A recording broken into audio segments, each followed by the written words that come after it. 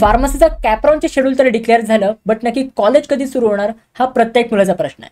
तर एक मी तुम्हाला लास्ट इयरचा सिनेरिओ सांगतो. लास्ट इयरला सुद्धा ॲडमिशन प्रोसेस ही डिले झाली होती.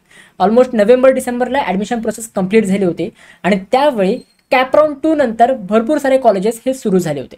सो मोस्टली ह्या वर्षी सुद्धा कॅपराऊंड 2 नंतर किंवा कॅपराऊंड 3 नंतर, बिकॉज ह्या वर्षी 4 कॅपराऊंड आहेत, तर मोस्टली कॅपराऊंड 3 नंतर मोस्ट ऑफ दी कॉलेजेस हे सुरू होऊ शकतात. बट हे डिपेंड आहे की त्या कॉलेजमध्ये किती ॲडमिशन्स होतात. जर त्या कॉलेजमध्ये बऱ्यापैकी सीट्स हे फुल झाले तर त्या केसमध्ये कॉलेज हे कॅपराऊंड 2 नंतर सुद्धा सुरू होऊ शकतं. जर त्या कॉलेजमध्ये सीट्स हे व्हॅकंट असतील तर त्या केसमध्ये कॉलेज थोडं लेट सुद्धा सुरू होऊ शकतं. सो हे डिपेंड करते ॲडमिशन्सवर अँड ऑल्सो किती ॲडमिशन प्रोसेस तुमची डिले होते त्या प्रोसेसवर सुद्धा. बट आता मुलांचा प्रश्न असेल की मग दादा आम्ही कॅपराऊंड 4 पर्यंत पार्टिसिपेट नाही करावं का? तर तुम्ही कॅपराऊंड 4 पर्यंत पार्टिसिपेट करू शकता. कॅपराऊंड 4 झाल्यानंतर जेव्हा तुमच्या कॉलेजमध्ये ॲडमिशन कन्फर्म होईल त्यावेळी कॉलेजवाले सेपरेटली तुमचे लेक्चर्स हे घेतील. त्यावेळी आधीचा सिलेबस कव्हर केलेला आहे तर तो सिलेबस तुमचा पण कव्हर केला जाईल. So don't worry.